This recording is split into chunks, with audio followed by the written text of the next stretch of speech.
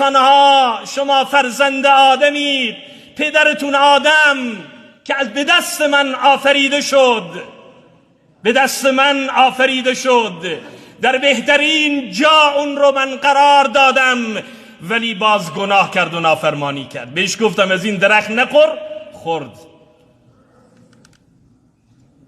شما هم محکوم به این تقدیر هستید. نمی توانید بگویید من گناه نمی کنم. سرنوشت پدرتون آدم برای شما هم رقم خورده و شما در زندگی گناه خواهید کرد، اما هر وقت گناه کردید مثل پدرتون آدم که توبه کرد، گفت ربنا ظلمنا انفسنا، شما هم در پیشگاه پروردگار توبه کنید. اینجاست که توبه بر هر کس واجب شد. ما محکومیم عزیزان من. تمام سعی و تلاش خود رو که بکنیم باز هم خطا از ما سر میزند، لغزش سر میزند.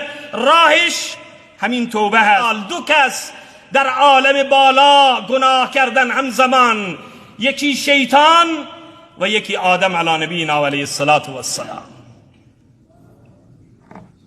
ولی آدم چی شد و شیطان چی شد؟ قبلت توبت آدم به 5 خصال. آدم 5 کار انجام داد. ما هم فرزندان آدمیم.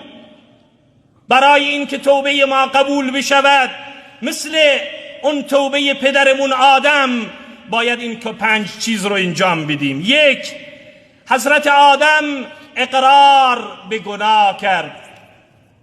در این شبها عزیزان من، برای سحر که بلند میشوید، دهه مغفرت ام المؤمنین عایشه صدیقه رضی الله تعالی عنها از رسول مهربانی ها سوال کرد: یا رسول الله، اگر شب قدر را دریافتم چه بگویم؟ فرمودن این دعا رو بخون: اللهم انک عفو کریم تحب العفو فاعف عنی. پروردگارا تو عفو رو، بخشش رو دوست داری، من رو مورد مغفرت و عفو قرار بده. حضرت آدم اولین کاری که کرد اقرار به گناه کرد، گناه خود رو کتمان نکرد. مانند ابلیس که وقتی سوال شد چرا به آدم سجده نمی کنی، گفت خلقتنی من نار و خلقته من طین. من رو از آتش آفریدی، من رو از نور آفریدی، اون رو از گل آفریدی، چطور من نوری در برابر یک گلی سجده بکنم؟ ولی آدم وقتی گناه کرد دست به بارگاه پروردگار بلند کرد و قالا ربنا ظلمنا انفسنا. پروردگارا ما بر نفسهای خود ظلم کردیم، فإن لم تغفر لنا و ترحمنا لنکونن من الخاسرین. اگر تو ما رو نیامرزی، ما رو نبخشی، ما جمله زیانکاران هستیم. اقرار حضرت آدم علی نبینا علیه السلام. شبایی که اقرار کنیم در خلوت و تنهاییمون با خدا، دروازه های رحمت عزیزان من در این شبها بازه. قدر این ماه رو بدانید. اهل قبرستان آرزو میکنن ای کاش یک شب ما رو زنده میکردین از رمضان، فقط یک شب رو ما در میافتیم. الله چه نعمتی به ما داده. دروازه های رحمت الهی بازه. اقرار کنیم به همه گناهانمون پیشگاه خدا. همه ما مستغرق گناهیم.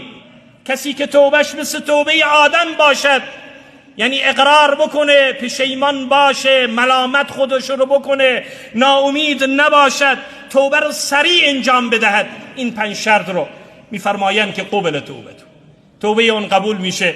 لذا عزیزان، پروردگار عالم مهربان. کاش وقت میشد من درباره مهربانی الله صحبت میکردم. پروردگار عالم رؤوف، مهربان، ستار، توبه پذیر. در هر مقامی هستید، در هر حالتی هستید، هرچند گناهان ما زیاد باشه، ولی ذات الله متعال مهربانه و لذا عزیزان من اون میپذیره. مثل ما انسانها الله متعال بیرحم نیست.